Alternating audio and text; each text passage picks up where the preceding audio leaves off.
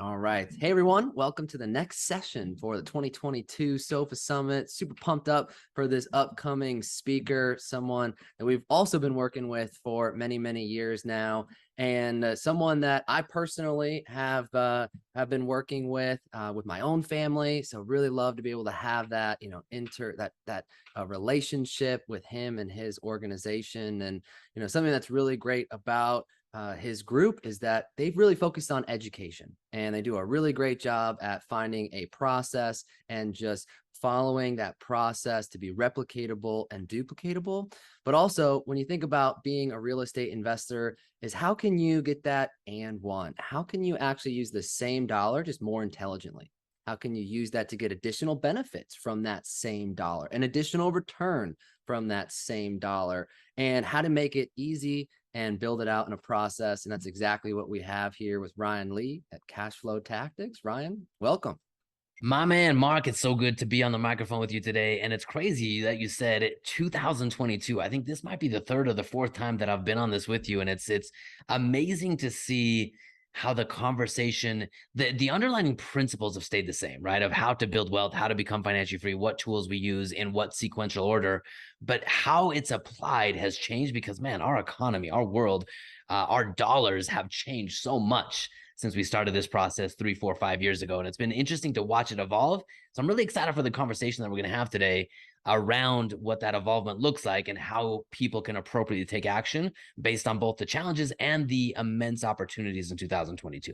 Yeah, amen. That's what's really fun about real estate right now in 2022 is it's working out extremely well. I'm really fortunate to be a real estate investor. When you see all my friends that are investing in the stock market and they're crying, and you see people Crying.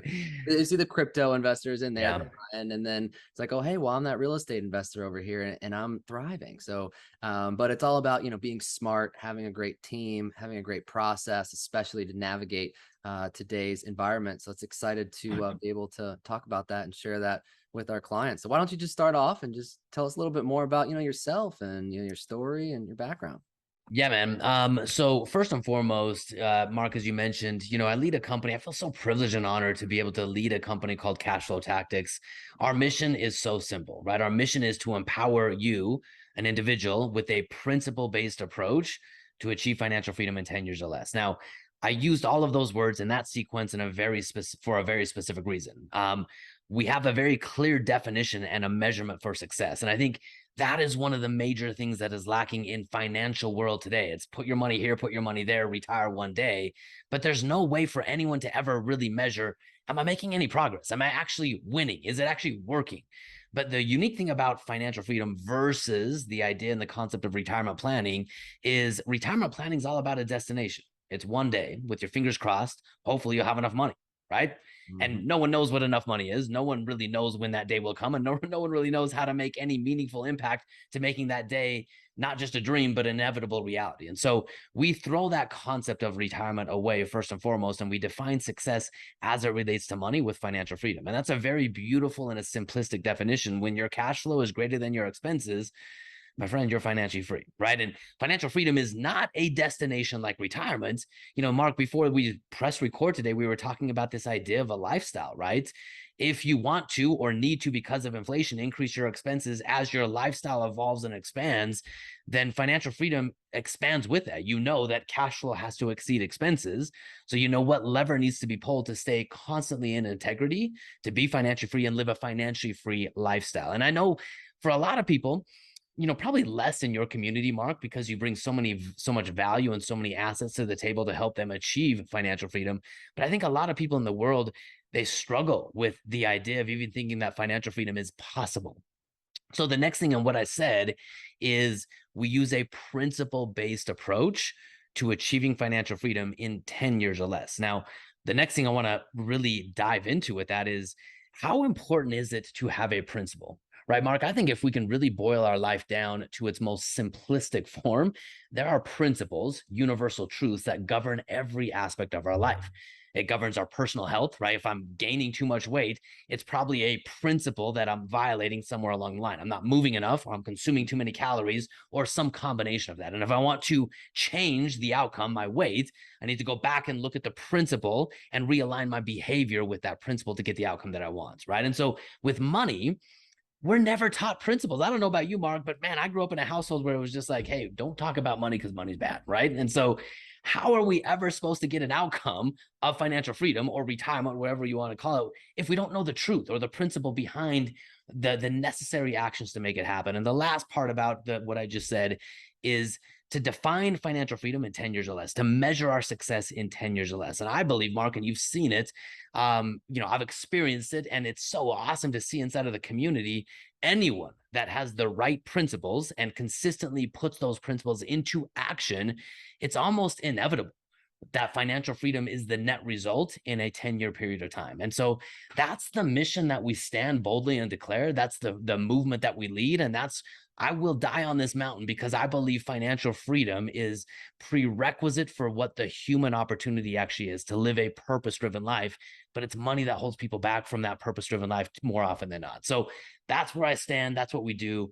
And as you can tell, Mark, I get a little bit excited about it.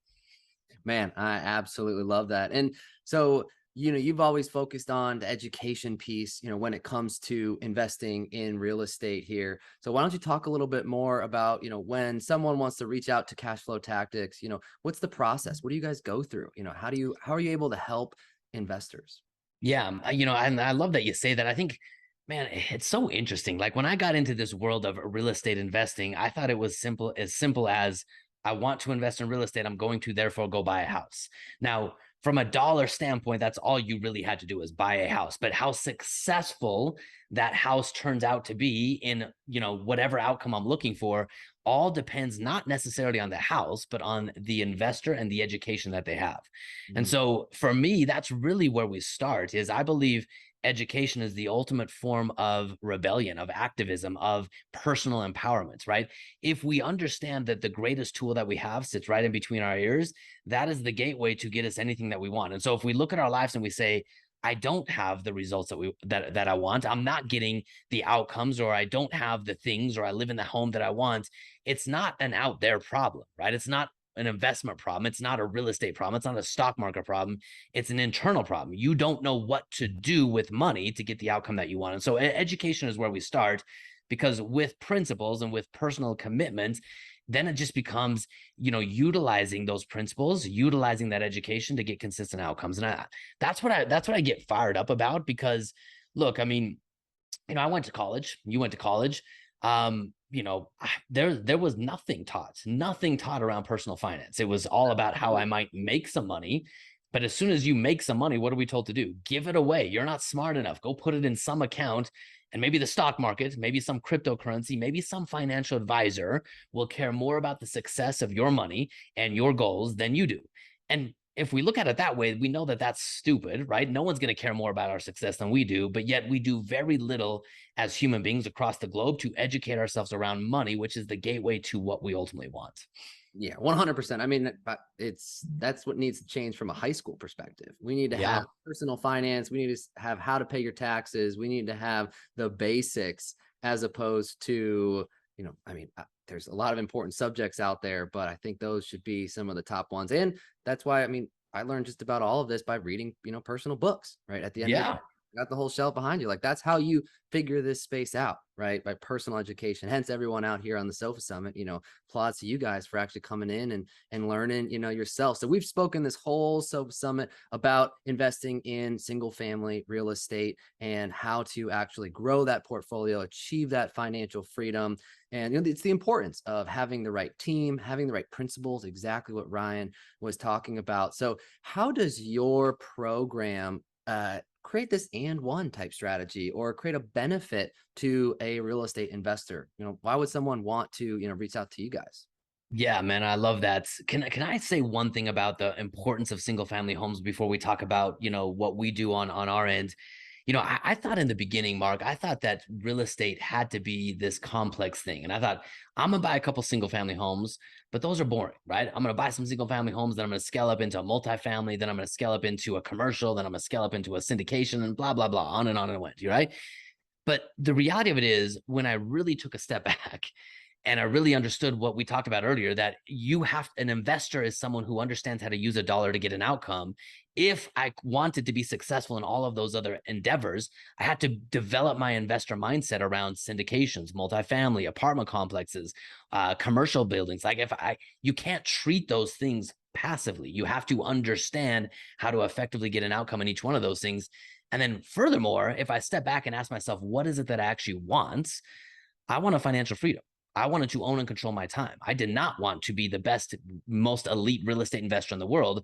I wanted real estate to buy my time back, which meant, by definition, simplicity was what I ultimately craved. I wanted a system that I could simply apply to get consistent, predictable results. And I have tested so many forms of real estate, Mark. I have never found anything that gets me closer to simplistic results than single family homes done with the right turnkey company in the right area, period. And so now I got out of all that other stuff and I just double down, buy more single family homes. So I love what you do. I love the expertise that you guys bring to the table. And I love the consistent, predictable results that come as a result of that expertise in single family homes. So kudos to you, man. I just wanted to throw my hat in the ring saying single family homes is the way to go. I appreciate So it. yeah, man. So you asked me what we do and how we get this and one concept. I want to introduce a concept that I learned about very early on in my path to becoming financially free. I'll never forget, Mark, and I don't know if I've told this story on these calls before, but this is how it started for me. Like I went to college not with the intention of going to college to get a degree. I just thought that's what you do, right? And so I got my 4-year degree in 2 years. Now, the reason I did that is I just wanted to get through college so I could check that box and go get a professional job. It wasn't about learning for me. I didn't care about that. I love learning, but like I didn't like being told what I had to learn. I didn't like following a system that I didn't understand what it was for. So anyway, I went through college pretty quick, but I'll never forget, in college, in my senior year, I was in a marketing program, and there was this dude in my marketing program. There was like 30 of us in this program, and so we took a lot of classes together. And there was this guy who was doing this weird thing, right? He was buying real estate, and I thought, man, that guy is crazy. Like, he guy's crazy. I can barely pay my rent, but this guy's buying real estate. He's crazy. Not only was he buying real estate, he was the only guy in our graduating class that didn't have a job, right? He didn't have a job after college because he was going to focus on being a real estate investor. And I thought, man, that guy's crazy. I'm going to see him on the breadline. 4 years later, I went out in the corporate world, climbed the corporate ladder, threw all my money in the stock market, threw all my money in a 401k. In 2008, wiped me out, right? And I think when the student is ready, the teacher appears. And so I came back home. I was living in Texas at the time, and I came back home to Utah over the holidays. And this is shortly after I lost all my money. And I was kind of licking my wounds. I was down on my luck. I didn't know what I was doing anymore because I made all this, made a bunch of money, but I had nothing to show for it. And lo and behold, I ran into Chris. Now, Chris was the dude in college who was buying real estate, and I ran into him in a restaurant, and it was really interesting experience, right? I mean, we exchanged pleasantries, but he had this air of confidence about him that I wanted, I craved, I felt it. And he wasn't bragging, he wasn't trying to rub anything in, but there was something about him that I wanted. And so I said, Chris, dude, you've got to tell me what you're doing. Are you still buying real estate? Let me know what's going on. And he's like, yeah, Ryan, I'd love to talk to you. We're here with our families. So why don't you come to my office tomorrow? I came to his office, and I'll never forget this, man. I walked into his office, and I was so used to offices being full of degrees and certifications and all that stuff that meant nothing, right? But I walked into his office, and it was full of pictures of experiences, adventures that he was living, things that he was doing with his family. And I wanted everything about that. I wanted it so bad. And I sat down at that office with him, and I said, Chris, I don't care what it is, like, as long as it's moral, right? I'm not going to go rob people if that's what you're doing. Then as long as it's not, dishonest, I don't care what it is. Just tell me what to do. And he laid out for me a very simple path. And guess what that simple path was? He's like, Ryan, here's what I've done for the last, 4 or 5 years. I made money. I put it in this account. I leveraged that account. I bought real estate. And then I repeated the process. That real estate paid me money. I put it back in that account. I made more money. I put it in that account. I went and bought more real estate, and I just pushed the repeat button over and over. And it was really interesting because I'm like, Chris, cool. Tell me what you do. He's like, that's all I do. I just make money. I keep it and I turn it into cash flow and I do it again. I'm like, okay, that sounds good. But what do you do next? He's like, that's all I do, Ryan. Stop being dumb. That's all I do. And so he lined up this thing for me, and I said, okay, cool. If that's the way it is, I'm going to do it. And the first thing he said, because I wanted to go right out and buy real estate. I just want to go buy real estate. He's like, Ryan, you can't buy real estate. You've got to set up a vault first. I'm like, Chris, that sounds so weird. Like, I've never heard of this before ever, but if you tell me to do it, I guess I'll do it. Now, we call it a vault today, but all it is, it's a high cash value investment grade life insurance policy. Now, up to that point, Mark, I had never even heard of life insurance. Now, I should have had it. I had a couple kids at that time. I didn't have any life insurance, but I had certainly never heard of using life insurance as an investment tool. But what Chris had done, he had built a policy that wasn't like the life insurance most people think about. Like, most people think about life insurance, if they die, their family's taken care of. He was actually using life insurance in the exact opposite way. He was maximum funding, meaning he was putting as much money into these policies as he could, because when the money was in the policy, it was with an insurance company that would protect their capital from, or his capital from markets. It would protect his capital from lawsuits and litigation. It would grow his capital at a guaranteed interest rate plus a dividend. But the best thing about it is it was all tax-free, and he could use it as a line of credit. So he basically was building his own bank. He was leveraging that line of credit from his insurance policy, buying real estate, and then dumping his profits back in the life insurance policy. And so every single year, because this policy had compounding, guaranteed contractual returns, his abundance, his wealth was increasing, his cash flow from the real estate was increasing, and he just used those two assets simultaneously, side by side, to build cash flow and build abundance, build cash flow and build abundance. And it was so simple that I kept looking for the complexity. I kept waiting for him to tell me the real secret to build wealth.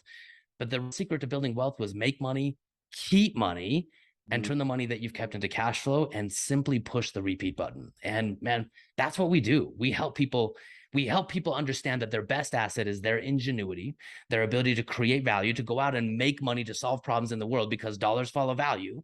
But in the long run, we all know this. It's not what you make, it's what you keep. And that's where these life insurance policies come in. You keep your money. Then if all we're doing is just keeping our money in that policy, we can compare it to the stock market or a 401k. But this policy has such a unique advantage. You can leverage, like a line of credit, the value of your policy and have your money grow. That's what the and one asset is I can get the benefit of long-term compounding, and I can leverage my capital. And if we leverage our capital to go buy a cash flowing asset, my goodness, Mark, and you're living this, I'm living it. Yeah, It you turns got it. into an amazing machine. It's So that's more. the game. It's just more at the end of the It's day. just more. It's just Yeah, better. it's just better. Yeah. It's one of You want those a cherry on top or not? Let's put a cherry on top. that's exactly correct. I mean, like the way that I always thought about it was, number one, I've having a child, here in the end of October. And so, super excited. So like, if I pass away, I've got debts, right? I own real estate, I have liabilities, and got student loans, right? And so the life insurance that was already happening. I was already going to get that to protect my family. But then you think, okay, how can I actually utilize this to, like you said, an investment grade, opportunity?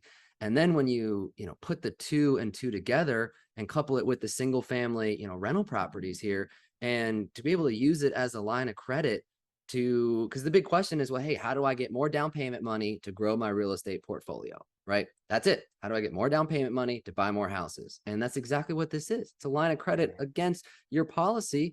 And it's just absolutely, incredible when you do the math. And that's what blew me away. I was like, okay, let's just none of this, quit talking about how awesome it is. Just show me the numbers.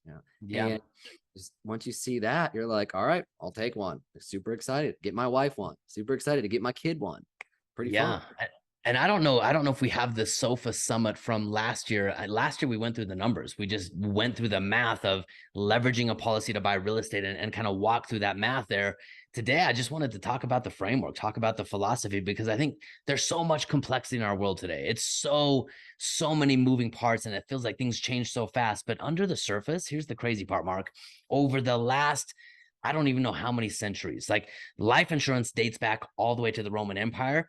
I would beg to argue that real estate dates back to like primitive cavemen, right? I mean, at the end of the day, the First two day. assets that have stood the test of time have been life insurance, uniquely designed life insurance policies to keep your money safe, private, and protected, and real estate. And so, if we just like, who cares what the fads and trends are? Because if it's a fad and trend, here's the thing I know, it'll be in today and it'll be out tomorrow. But if we can just go Mhm. back to the basics, like the life insurance, it predates the tax code. Like the life insurance policies and companies that we use, they're the most successful, predictable, historically successful companies in the history of our country. I mean, literally, they're the backbone of the American economy, but yet they're so boring, simple, stupid that no one pays attention to them. So when you have one of these policies, you have a guaranteed contract backed by the most successful companies in the history of our country. And guess what the crazy part is? Go Google, right now or after this video, BOLI, BOLI, and COLI, COLI. Bank-owned life insurance and corporate-owned life insurance. Banks, this is where they store all of their capital. They don't keep money in banks because they know, well, that's stupid, right? They Mhm. keep as much money as they can in these type of life insurance contracts. Go Google Jim Harbaugh. Jim Harbaugh, when he left the NFL to coach University of Michigan, he had over 35% of his contract structured with premiums going into one of these policies because he wanted all the benefits of tax-free, liquidity, accessibility, all the things that these policies do. So look, the reality of it is politicians, wealthy individuals, corporations, banks, they know the value of these concepts. They know the value of using life insurance to keep your money, and they know the value of owning an asset like real estate. And that's how the wealthy get wealthy. That's really all they do is they position themselves to where economic forces like inflation, like taxes, like fees and all that stuff, rather than those things working against them, which is what most of the financial market is about, is, oh my gosh, how are we going to survive inflation? They just position themselves on the side where inflation actually works for them, Mm. taxes actually work for them, opportunity cost actually works for them. And that's what these things do. Your vault and real estate aligns you with economic factors to where you get wealthy almost despite yourself. Like, Mark, I'm an idiot. I mean, I don't say that lightly. I'm not a very smart individual, but I've become financially free and I've made millions of dollars because all I've done is I've made money, I've kept it, I've turned it into cash flow, and I've pressed the repeat button, period. Amen. Amen. And I love that you can create generational wealth while also creating a great, becoming financially free yourself in your lifetime. Like it's Yeah. great to be able to do both. And that's what's so exciting because that's what wealthy generational families do is they say, okay, when I pass away, how can I, pass on the majority of my funds and, keep it from the government and actually pass it on to my family. And when you do that over and over again, well, boom, you can create an actual empire. So Yeah. that's one that's great from a generational wealth standpoint. But then the fact that you can use it as a line of credit to be able to get more down payment money to grow the single family home portfolio or grow your assets as well while you're alive it's just icing on the cake at the end of the day. And it's just love that. It is, man. And you mentioned something that I don't think we oftentimes think about until it's too late, right? I mean, we've been in this game for almost over a decade. And in the last couple of years, man, we've had three very young and very active clients of ours pass away, right? One was COVID related, one was, just an accident, and one was an act of terrorism. And it was crazy because, each one of those people, they built their vault with the intention of using it as a line of credit, with the intention of growing their wealth, with the intention of doing all the things that we just talked about. But when things changed, right, when life happened as it does, they were already prepared for that inevitable time. Now, we all think we're going to live forever. And I hope that you and I and everyone listening to this are the ones that do. But life will happen. And I know for a fact I'm going through this with one of our clients right now who he's literally having his second round of brain tumors removed right now, just up the road. He's a very high profile client. He's in the news quite a bit. And, he's talking a lot about this right now, but everything, his entire perspective shifted because now it's like, I am so grateful I have the policy. Yes, for all the line of credit, but my gosh, I know my family's taken care of. And even though I was intending on building something that would take care of them, I don't know if I'm going to be here to do that. And so behind me, there is the protection because, my friends, if you're building a real estate portfolio, if you're driving your personal financial plan, you have to ask yourself the very important question: who is the real, or what is the real asset behind everything? And my friend, it is you. It's not the real estate. The real estate is a tool that you're using. You are the asset. And because you are the asset, you must protect yourself and view yourself as an asset and treat yourself as such. from a financial protection standpoint, as well as just a personal health and well-being. Like, you are the asset, treat yourself like the asset. Yeah, I mean, that's extremely well said. And it's one of those that, you don't want to think about it because it's very doom and gloom, but it's one of the most important things to be able to have buttoned up and dot the I's and cross the T's. Also allows, I can sleep well at night. That's what's great. Yeah.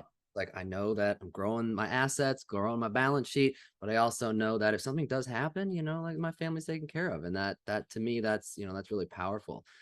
So let's, diving in. I mean, wow. I mean, this is the third time that we've been able to do this SOFA Summit here. I mean, when we first met, even before that, right? I mean, the whole economic landscape of just real estate is completely flipped. I mean, before we were in one of these, I think it was a gift from God at the end of the day, how low interest rates were, right? On these loans. And the Keep it demand, and simple. the demand was absolutely insane from investors, right? Yeah. And now you're saying, okay, well, interest rates have risen. So what are you seeing, in that regards, just from are you still growing your portfolio, and how are things going? 100%. I am 100. So my goal, it was really interesting. I went to a conference earlier this year, and I had 32 single family homes in my personal portfolio, as well as, some other things that I had been invested in, as well as my vaults, right? But I had 32 single family homes, and I kind of got to the point where I'm like, that's good enough, right? But I went to this conference where this individual who, I admire and respect quite a bit, talked about what he had built in the game of single family homes in a short period of time. And his portfolio was about 4 times as big as mine, right? And he talked about the tax-free wealth that thing was generating. He just did a bundle his real estate, and he did what am I trying to say? Yeah, cost seg. He did a cost seg, but he also did a cash out refi. He took multi-million out, and he bought himself a cabin up in the woods for his family and all this stuff. And I'm like, my goodness, I'm an idiot. Why did I stop doing something that worked? Like, I have to remind myself a little bit. I'm kind of dumb. So, like, stop being dumb and just keep doing the things that work, right? And so, yeah, I'm buying as much real estate as I can, because here's the mantra that I believe is happening right now. You have to look to be an investor right now and to win in the game right now. You have to look one level deeper. Like, you have to go one step further than we've had to go in years past. Because you mentioned with low interest rates, it was kind of like, why wouldn't you buy real estate? I mean, it's pretty much free money that you're getting. But here's the reality, okay? I really believe the greatest tool that you can use right now is leverage. Okay. And the greatest form of leverage that you and I have access to, yes, is the life insurance. That's part of it. But it is a 30-year fixed home, like 30-year fixed mortgage on a single family residence. That is the greatest tool you and I can use, because what it does for you is it allows you to use your money and lever, right? Take a limited amount of dollars and turn it into a lot of dollars and acquire an asset that you now control. Okay. So if I use a 30-year fixed mortgage to go out and buy a single family home, I don't then have to share with the bank the appreciation. I don't then have to share with the bank the tax benefits or the cash flow or anything like that. I just have to commit to making a fixed payment over 30 years. And Mark, you and I can kind of see into the future a little bit.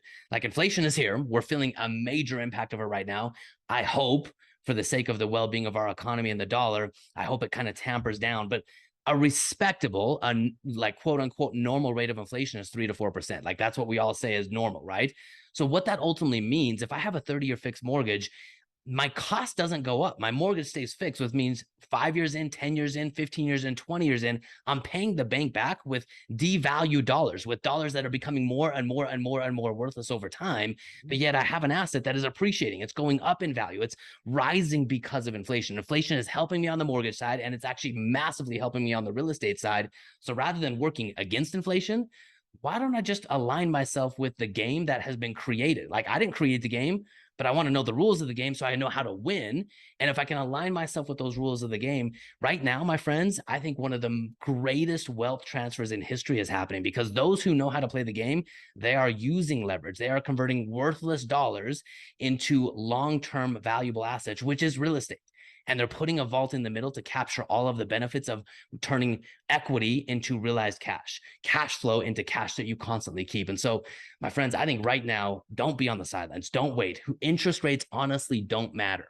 Now, that's a very bold statement to make. I'm not going to back it up. We have tons of stuff to back it up on our podcasts and videos, but just for the sake of time, I'm not going to back it up. But what I'm going to say is, it doesn't matter. Like, if inflation is 9% and you get cash flow and tax benefits and all the other things that come with real estate, Who cares? Get a 6% mortgage, go buy more real estate, right? Use your dollars wisely, which means don't keep dollars, convert them into long-term assets. Yeah, I mean, that's exactly what we're doing as well. Just completed a cash out refinance on 3 properties today, bought a property last week. And so it's one of those, you just got to think more long term.